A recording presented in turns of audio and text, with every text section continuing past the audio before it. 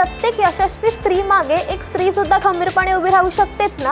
अगं अगं सुनबाई काय म्हणतात सासूबाई, माझ्या पाटल्या काय ग केल्या, काय ग केल्या. जेव्हा सगळी एनर्जी एकत्र येऊन पॉझिटिव्ह विचार करते ना, तेव्हा सगळं छान घडतं. सासू सूर म्हटल्यानंतर कुठल्या कुठल्या घरांमध्ये ते भांड्याला भांडं लागतं. भूमिका तीच असते, तिच्याकडे बघण्याचा आपला दृष्टिकोन वेगळा ठेवला ना की ती भूमिका वेगळी होते. सगळ्या सासवांना असं वाटेल की आमच्यात स्मिता देसाई आहे आणि मला स्मिता देसाईसारखं व्हायचंय. हा सगळा प्रवास 16 जानेवारीपर्यंत संपणार नाही. आपण नेहमी ऐकत आलोय प्रत्येक यशस्वी पुरुषामागे एक स्त्री खंबीरपणे उभी असते, परंतु प्रत्येक यशस्वी स्त्री मागे एक स्त्री सुद्धा खंबीरपणे उभी राहू शकतेच ना. हाच बदल आणि हाच विचार घेऊन एक नवीन मराठी चित्रपट आपल्या सर्वांच्या भेटीला येत आहे. नमस्कार, मी अश्लेषा कांबळे. आपण पाहत आहात ओनली मानिनी. केदार शिंदे दिग्दर्शित हा चित्रपट लवकरच आपल्या भेटीला येत आहे आणि त्यासाठीच आता आपल्यासोबत त्या चित्रपटाची टीम आहे. आपण त्यांच्यासोबत गप्पा मारूया. तर सर, मी तुमच्याकडे येते पहिला. काय तुम्हाला हे टायटल सुचलं कसं चित्रपटाचं? एकदम असं युनिक टायटल, काहीतरी वेगळं हटके. युनिक म्हणण्यापेक्षा मला वाटतं मातीतलं टायटल आहे. कारण जो प्रसिद्ध खेळ आहे मंगळागौर, आणि त्या मंगळागौरीच्या वेगवेगळे जे खेळ आहेत त्यातला अगं अगं सुनबाई काय म्हणतात सासूबाई, माझ्या पाटल्या काय ग केल्या, काय ग केल्या. तसं ते जो खेळ आहे त्याच्यामध्ये सासूला बरेच प्रश्न पडलेले असतात, त्याची सून उत्तर देते. सुनेला जे प्रश्न पडतात ते सासू उत्तर देते. So it is like Tom and जेरीसारखं आहे ती गोष्ट.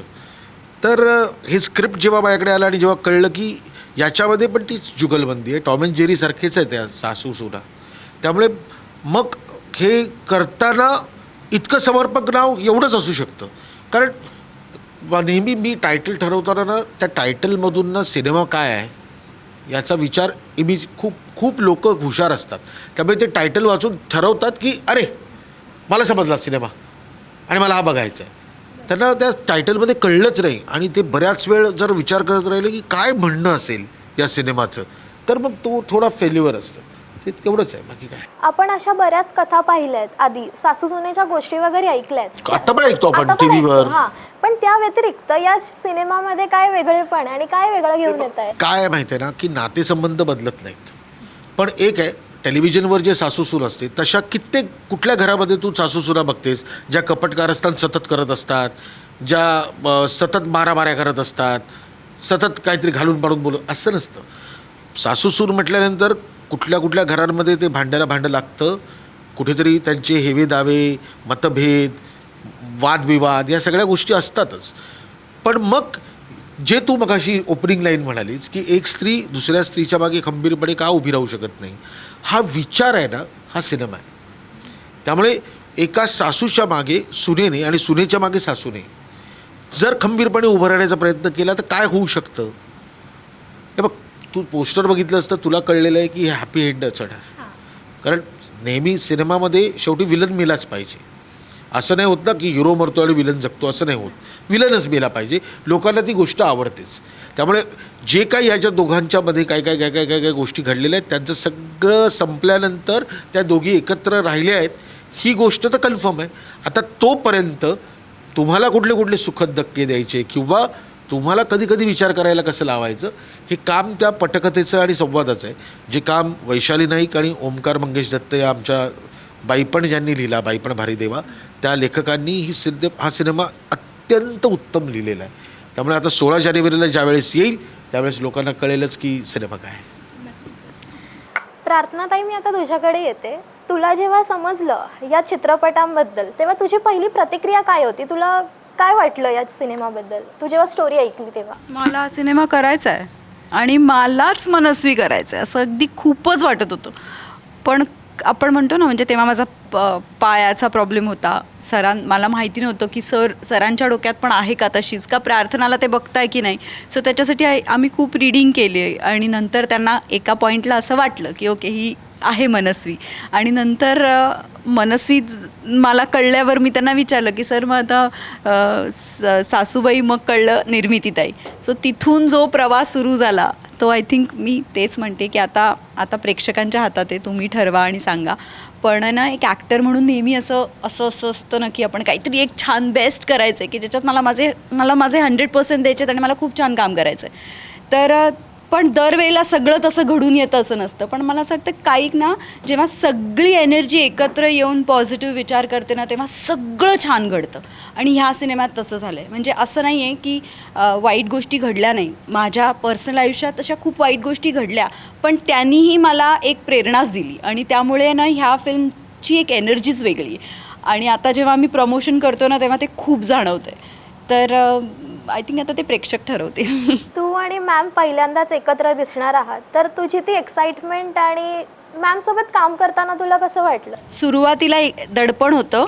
ते दडपण ते एक्साइटमेंट आजच्या तारखेला जर विचारशील असा तो प्रवास आहे. आणि मला असं वाटतं की हे जो ऑफस्क्रीन जसा प्रवास दडपण टू एक्साइटमेंटचा होता, तसाच ऑनस्क्रीन आमच्या सासूसुनाचा प्रवास आहे. आणि मला असं वाटतं की वाईल वॉचिंग फिल्म तुम्हाला जाणवेल की पहिल्या सीनमध्ये जसे आम्ही होतो तसे सुरुवातीला मे बी आम्ही एकमेकांना एवढे ओळखत नव्हतो. तर त्यामुळे म्हणजे मला माहिती नव्हतं निर्मितीताई कशा पद्धतीने काम करते, तिची पद्धत. आणि सो ऑफकोर्स ती निर्मितीताई होती, त्यामुळे एक दडपण होतं. आणि ते घेऊन कट टू लास्ट सिनेमा आणि आज आता प्रमोशनमध्ये जेवढं कम्फर्ट आलं आहे तेवढंच आय थिंक सिनेमाच्या पहिल्या सीन ते लास्ट सीनमध्ये तो कम्फर्ट दिसेल. सो अशी अख्खी जर्नी बिहाइंड कॅमेरा आणि ऑनस्क्रीन अशी सिमिलर जर्नी दिसली मला. मॅम, तुम्ही जेव्हा ही स्टोरी ऐकली या चित्रपटाची, तेव्हा तुम्हाला काय वाटलं? तुमची प्रतिक्रिया काय होती या भूमिकेबद्दल? आवडला मला सिनेमा, छान वाटलं, छान लिहिलं आहे असं वाटलं मला. आणि करावा हा सिनेमा असं वाटलं मला. आणि तुम्ही आतापर्यंत सासूच्या भूमिके करतच आलात, पण त्या व्यतिरिक्त या सिनेमामध्ये ही भूमिका साकारताना तुम्हाला काय वेगळेपण वाटलं? खरं सांगू का, असं प्रत्येक भूमिकेत वेगळेपण असायलाच हवं असं काही नसतं. भूमिका तीच असते, तिच्याकडे बघण्याचा आपला दृष्टिकोन वेगळा ठेवला ना की ती भूमिका वेगळी होते. सासूचीच भूमिका आहे, पण मी ती भूमिका वेगळ्या दृष्टिकोनातून बघते आणि त्यामुळे ही भूमिका इतर सासवांपेक्षा एकदम वेगळी झालेली आहे. तुमचं इन रिअल लाईफमध्ये तुमच्या सोनेसोबत नातं कसं आहे? उत्तम, एकदम छान. कारण खूप वर्षांपासून आम्ही तिला ओळखतो किंवा ती घरी यायची वगैरे. त्यामुळे असं कधीच झालं नाही की ही सून आहे आणि म्हणजे सून म्हणण्यापेक्षा ती घरी यायची आणि ती मुलगीच झाली. त्यामुळे असं कधी आमच्या रिलेशनमध्ये आलंच नाही, सासू आणि सुनेचं रिलेशन वगैरे असं कधी आलंच नाही ते.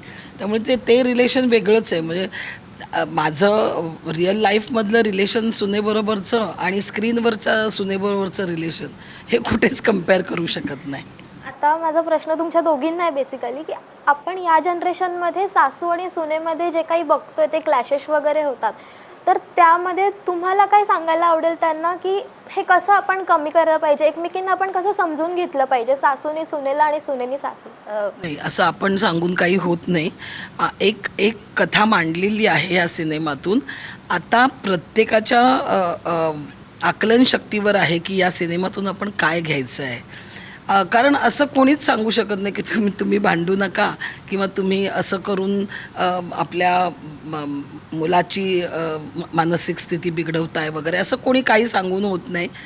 ह्या सिनेमामध्ये ज्या पद्धतीने त्या दोघी वागतात ते बघून त्या लोकांना जर आकलन झालं की हे चुकीचं आहे आणि ते होणार आहे, त्यामुळे ते मला वाटतं की ते स्वतःच ते घेणार आहेत. तुला काय वाटतं? मी आत्ता सांगितलं आणि तरी मी तेच म्हणेन की ना, खऱ्या आयुष्यात आपण जसं जेव्हा असं म्हणतो ना की मी माझं सासूवरचं रिलेशन कसं आहे आणि म्हणून मी तशीच वागू का, रिअल लाईफमध्ये मी तशी आहे, मग तसंच मला प्ले करायचं आहे का, तर तसं दरवेळेला घडत नाही ना, जसं निर्मितीताई म्हणाली. पण तसंच प्रार्थना आणि मनस्वी हे दोन कॅरेक्टर्स खूप वेगळे आहेत. म्हणजे मला मनस्वीसारखं व्हायला आवडेल, मी नाही आहे, मी प्रार्थना बेहरे मनस्वी देसाई नाही आहे. आणि ते मला वाईल वॉचिंग फिल्म मला असं वाटलं अरे कुठेतरी माझ्यात मनस्वी आहे आणि कुठेतरी मला पण असं वागायचं आहे का, मला असं व्हायचं आहे, हिच्यासारखं शिकायचं आहे हिच्याकडनं. तर तसं मला असं वाटतं की ऑडियन्स म्हणून ना वाईल वॉचिंग दिस फिल्म सगळ्या सासवांना असं वाटेल की आमच्यात स्मिता देसाई आहे आणि मला स्मिता देसाईसारखं व्हायचं आहे. आणि सगळ्या सुनांना असं वाटेल की अरे माझ्यात मनस्वी आहे कुठेतरी आणि मला मनस्वीसारखं व्हायचं आहे. सो आय थिंक हेच ते सासू सुनेचं रिलेशन. एक सेटवरती घडलेली छोटी धमाल मस्ती शेअर करायला आवडेल? धमाल मस्ती मला नाही आठवते मी केली, कारण त्या सगळ्यासाठी वेळच नव्हता. आम्ही काम करत होतो आणि आमचे डिरेक्टर खूप स्ट्रिक्ट होते आणि डिरेक्टर इतके पर्टिक्युलर होते. 9 वाजता सीन सुरू व्हायचा, म्हणजे 9 वाजता सीन सुरू व्हायचा आणि रात्री 9 वाजता पॅकअप व्हायचं, कधीतरी 8:30 वाजता पॅकअप व्हायचं, पण 9चे कधी 9:30 नाही झालेत, कारण ते पहिल्या दिवसापासून तेवढे क्लिअर होते. Not just first day, I think first time जेव्हा मी स्क्रिप्ट वाचली तेव्हा त्यांनी मला सांगितलं होतं ह्या दिवसाला माझा असिस्टंट तुला ह्या गोष्टीसाठी फोन करेल आणि ही गोष्ट सॉर्ट होईल, आणि ते तसं लिटरली असं टाईम टेबलमध्ये लिहिलेलं असतं आणि तशा सगळ्या गोष्टी झाल्या. सो आम्हाला वेळच नव्हता कुठल्याही गोष्टीत मजा मस्ती करण्यासाठी. आम्ही इतके कामात, आणि बिकॉज ते डेडिकेशन ठेवलं तरच ते सगळं आय थिंक मला असं वाटतं तशा पद्धतीने बाहेर येतं. सो तो डेडिकेशन डिरेक्टरमध्ये होता, त्यामुळे आम्ही सगळ्यांनी पण ते पाळलं. त्यामुळे मजा मस्ती असं नाही केलं. होतं का काही मजा मस्ती? आणि तुमच्यावर सिनेमा केला हीच मजा मस्ती माझी. मला असं वाटतं की आपण नंतर प्रमोशनच्या मजा मस्तीचा एक वेगळा इंटरव्ह्यू करूया, तीच मजा मस्ती होईल.